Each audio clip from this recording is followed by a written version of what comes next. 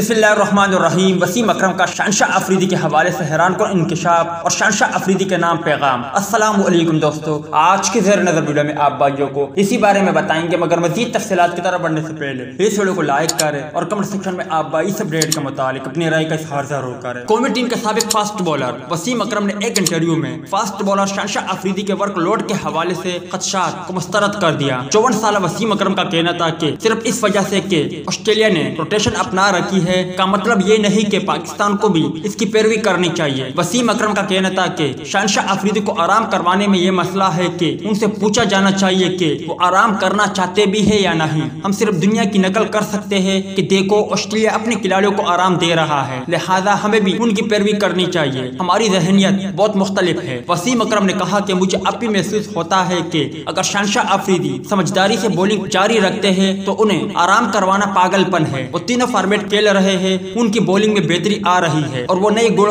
सीख रहे हैं। वो काउंटी क्रिकेट नहीं खेलते, लिहाजा उनके लिए बिलखुसूस अपने करियर के इब्तिदाई सालों के दौरान ये क्रिकेट बहुत अहम है। मुझे नहीं लगता कि उन्हें कोई मसला पेश है, बल्कि वो बेहतर होते जा रहे हैं। याद रहे कि इस तरह पाकिस्तान क्रिकेट बोर्ड ने मोहम्मद आमिर को बगैर बताए उन्हें आराम देते थे। इसी बिना पर मोहम्मद आमिर ने दिल बर्दाश्ता होकर इंटरनेशनल क्रिकेट से रिटायरमेंट का ऐलान किया। क्या आप वसीम अकरम की इस बात से इत्तेफाक रखते हो? तो इस हवाले से कमेंट सेक्शन आपके कमेंट्स का मुंतज़र रहेगा।